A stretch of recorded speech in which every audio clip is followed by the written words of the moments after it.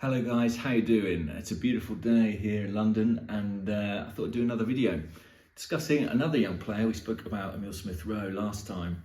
I think this is an opportune moment to talk about William Saliba because there's been a few reports around about his contract situation, and obviously it's something that all Arsenal fans are interested in and maybe a little bit concerned about. Let's go back 12 months.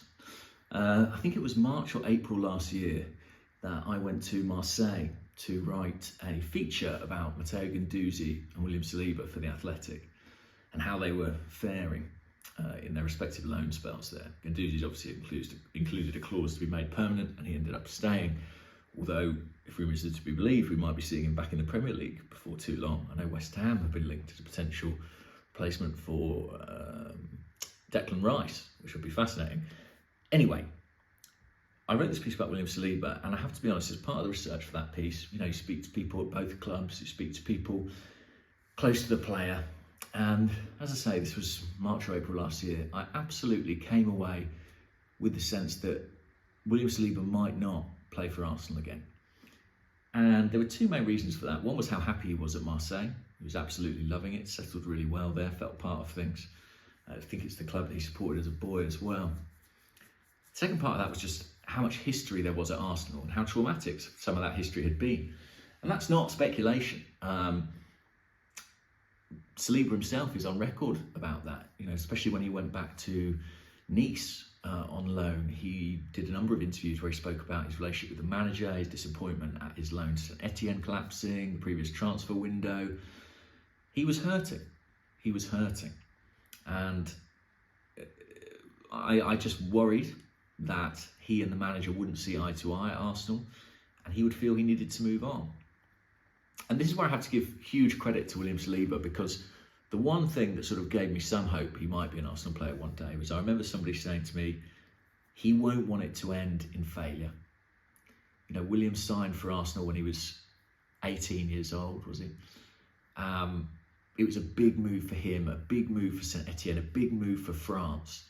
And he won't want that on his CV as a failure. On a personal level, it matters to him to go to Arsenal and prove what he can do. Which I think is an incredibly mature attitude to take for such a young man, and shows the level of confidence he has in his own ability. And credit to him, he did it. He went to Arsenal, he knuckled down, he won the manager over. The fans had his back from the start because many of them had been wanting to see him in the first team for some time. And before long, he was a fixture in the first team. By the time the season started, in fact, in pre-season alone, he had won his place next to Gabriel. And obviously the way he started the season, he was a sensation. And had he stayed fit, well, who knows what might have happened. So then we've got the contract situation. Well, Arsenal made no secret of the fact that they were in negotiations. They've spoken about the importance of, there was kind of a big three, wasn't there, in Saka, Martinelli and Saliba. Two of those are done. And in that interim that we've been talking about, those big three contracts, Arsenal managed to do some other deals. They've extended Mohamed El Nene's contract. They've given a new contract out to Gabriel. They have given a new contract out to Aaron Ramsdale. And I wonder, does that tell you that some deals are easier to do than others? And is it the case that maybe because of some of that history, because of that level of self-confidence, that William Saliba is a slightly different task for this Arsenal board to crack in terms of getting a new contract signed? At the moment, I'm on paternity leave from The Athletic. I've had a couple of people ask me, do you still work for The Athletic? I do, but they very kindly give me a substantial period of paternity leave across the summer. So at the moment, I'm not making the kind of phone calls and having the kinds of conversations in the same depth that I usually would if I was trying to get news stories. I'm more into, I'm more dealing with, dummies and bottles than deals and bids at this point in time. But when I went on paternity leave, just kind of end of March, the information I was getting at that time was that there was still a substantial difference between Saliba's expectations and Arsenal's offer. And when I say substantial, I mean substantial. Not £5 grand a week, 10 grand a week, there was a way apart. And now the clock is ticking, because Arsenal took up the option to extend Saliba until next summer. But they leave themselves in a pretty perilous position should he not sign that new contract. So it's imperative, I think, that Arsenal do what they can.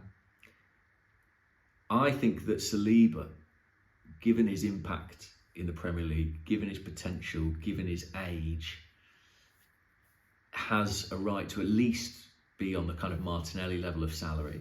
And I think his agents will probably look at the Saka level of salary and say, you know, Saka's got that contract because he's an absolutely outstanding prospect, arguably one of the best attacking prospects in world football. Well, can you think of many better defensive prospects in world football than William Saliba? Especially given when you'd expect him to peak, given the age that centre-halves generally hit their prime. I wouldn't want to put a number to it, but you know, the Saka salary has been reported as £300,000 a week. I think it's probably more like 200 plus various bonuses that will depend on how much he plays and whether or not Arsenal compete in the Champions League. Listen, if Saliba has interest from PSG, Real Madrid, they will be talking numbers in that kind of bracket. So Arsenal have a choice, really. Are they prepared to go there? Are they prepared to give this player the contract he demands? I think they should. I think his importance to us has been shown by his absence this season. I think he's only going to get better. I suppose the only caveat would be this back injury, the severity of that. You know, what sort of part is he going to play at the start of next season? When's he going to be back? Is it going to be something that dogs him for years and years? You know, the Arsenal physios will be privy to that information and have some idea how that might play out. But I think this is a player we need to keep. And I think, personally, I consider it quite unlikely that William Saliba will finish his career at Arsenal. He seems to me like a guy who's probably going to play in Spain, probably will play, he was brought up in Paris, PSG would be a move for him. If his career after Arsenal involved PSG and Real Madrid, I would not be surprised. But he can make those moves at 26, 27, 28. The Premier League is the place to be, and I suspect he knows that. Last season he was competing for the Premier League title. It's arguably the biggest domestic prize in European football in terms of the eyes on the product, in terms of the kind of money it generates, the profile it generates. William Saliba being in English football is a good thing for him. William Saliba being in London is a good thing for him, and being at Arsenal right now. I would hate for the club to have to go about rebuilding the defence when they've got such a promising partnership in Gabriel and Saliba. They've got Gabriel tied down. Now they have to go and do Saliba. I think it would be treacherous to allow it to run into that last season. That's not to say I think there's any bad blood between player and club. Clearly not. You know, he's loved it this season. But I just think that bond that exists with Martinelli, that exists with Saka, that maybe exists with some of the English players, it's not quite the same in his case. And how can it be, given all that's gone before? And that's what gives you pause for thought. And that's what might mean that Arsenal have to push the boat out a little bit more. But I absolutely think they should. This is a world-class talent. Anybody would want him.